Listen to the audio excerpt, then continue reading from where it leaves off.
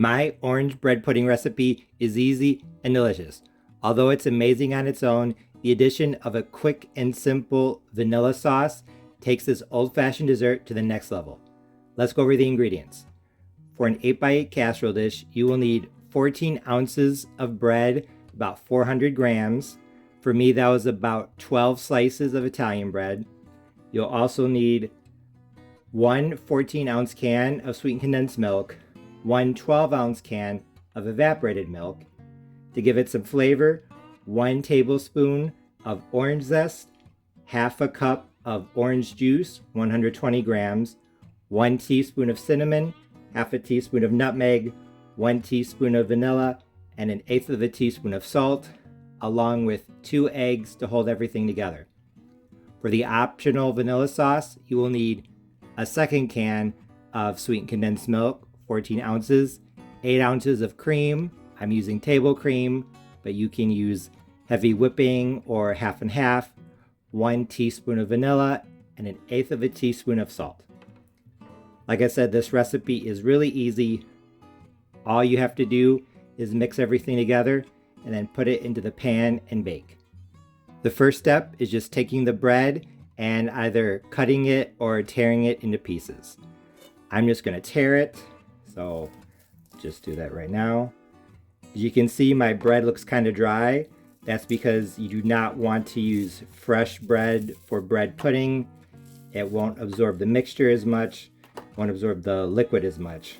So you could use stale bread, or you could do what I did. I just put my slices of Italian bread on an ungreased cookie sheet or pizza pan, and then I baked it at 350 degrees Fahrenheit uncovered for 10 minutes to dry it out.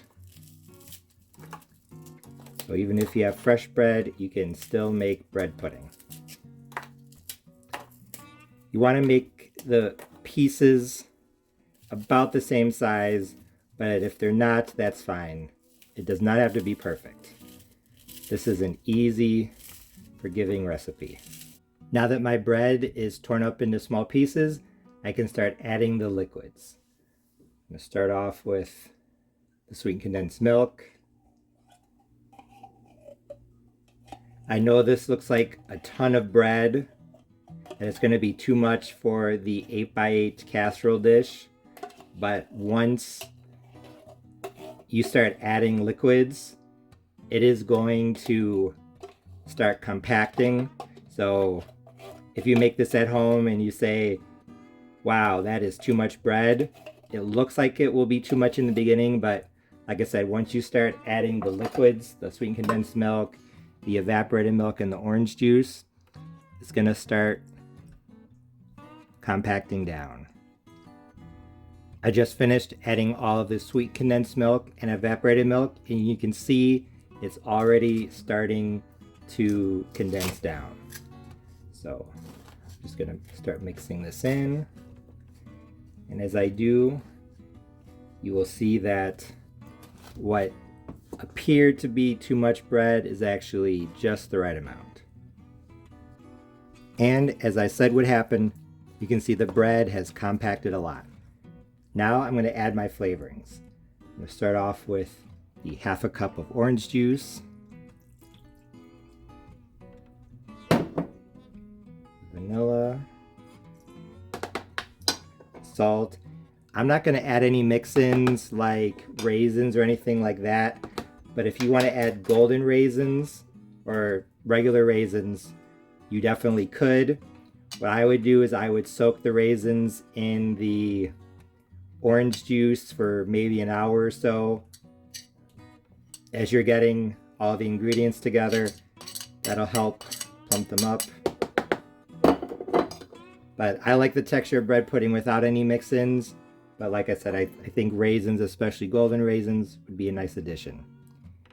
Here's my cinnamon and nutmeg going in. Now I'm just going to mix everything together. It's coming together really well, but I'm going to add an optional 1 tablespoon of water just to help clean out the jar of evaporated milk and add a little bit more moisture. It's kind of dry today when I'm making this, so maybe that's why it seems a bit on the dry side, but like I said, that's optional. I mixed in the flavorings and zest. I tasted it and I like it, so I'm going to go ahead and add 2 beaten large eggs. As you saw, these eggs are kind of small, so if you have a jumbo egg, you might be able to get away with just 1. Mix these in. Make sure you taste your bread pudding or any casserole before you add the eggs. That way you can adjust the flavor as needed. Now that the eggs are mixed in thoroughly, I'm just going to pour my soon-to-be bread pudding mixture into my buttered 8x8 casserole dish. I am going to bake this at 350 degrees Fahrenheit, covered for 30 minutes, and then uncovered for probably another 30 minutes, but I will let you know. Now my bread pudding is ready for the oven. My bread pudding has been baking at 350 for 30 minutes covered. Now I'm going to take off the foil and let it continue baking uncovered. I just pulled my bread pudding out of the oven. It was in at 350 degrees Fahrenheit, covered for 30 minutes, and then uncovered for 30 more minutes, the same temperature, for a total cooking time of 1 hour. I'm about to serve my bread pudding, so now it's time to make the vanilla sauce. This is super quick and easy because there's no cooking. All you have to do is mix together the ingredients. All you need is 8 ounces of cream. You can use heavy whipping cream or even half and half, but I'm using table cream. 1 14-ounce can of sweet condensed milk, 1 teaspoon of vanilla, and 1/8 of a teaspoon of salt. What you have to do is mix everything together. As you can see, this bread pudding turned out perfectly golden brown. Along with the slight scent of orange, it was extremely enticing. I couldn't wait until it had cooled enough so that I could finally dig in. I let it sit for 20 to 30 minutes, and then I went in and I cut the first slice and took the first bite. And when I did, I knew that my orange bread pudding recipe was a big success because it was absolutely delicious. First off, the flavor. This bread pudding definitely had a hint of orange in the background. It wasn't overpowering, it wasn't super strong, but it was definitely there, so it was a nice change of pace from the standard version. The cinnamon and nutmeg combined very nicely with the orange as well, giving this plenty of old-fashioned flavor.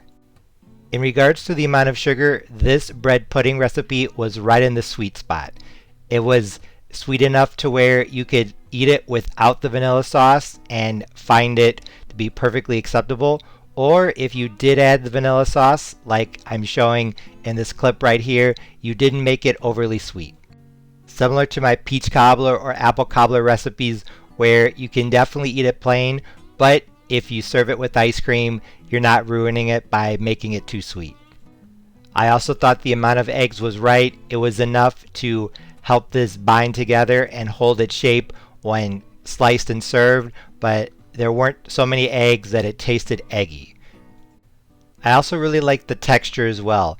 It was moist on the inside, but firm on the outside. I wouldn't say that the top was crispy, really. It was just that it had a firmness, yet a moistness inside that was really nice.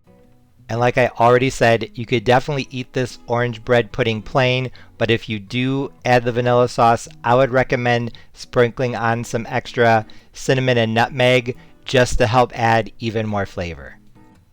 However, I highly recommend serving this dessert with the vanilla sauce because I think it helped turn this into a kind of orange creamsicle bread pudding. And it also added to the texture. It's hard to explain, but there was something that I really liked about the combination of the soft yet moist and spongy in a good way bread pudding and the smooth, silky, velvety vanilla sauce. This was my first time making my orange bread pudding recipe, but as you can tell, I really liked it.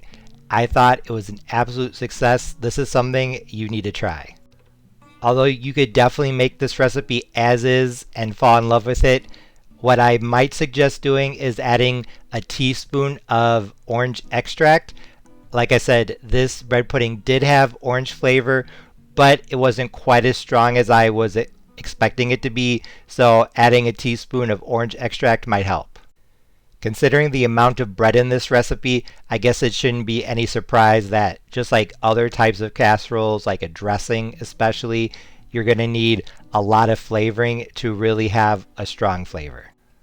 Also, if you make the vanilla sauce, which I highly recommend, I would make it just before serving, probably no more than 30 to 60 minutes, because I've noticed that it can lose the vanilla flavor over time. It's not a huge deal, just add a little more vanilla extract, but that's something to keep in mind. But those small critiques aside, like I already said, my Southern style old-fashioned bread pudding with orange juice recipe was absolutely fantastic. This would be perfect for the holidays, especially Thanksgiving, Christmas, Easter, Mother's Day, or just because. And if you're making it for Thanksgiving or Christmas, I'm sure that adding some dried cranberries would be a great way to take this to the next level. I would also like to try this recipe with an orange caramel sauce instead of a vanilla sauce, so that might be a future recipe video. So if you tweak the recipe, let me know in the comments below. As always, thanks for watching. See you next time.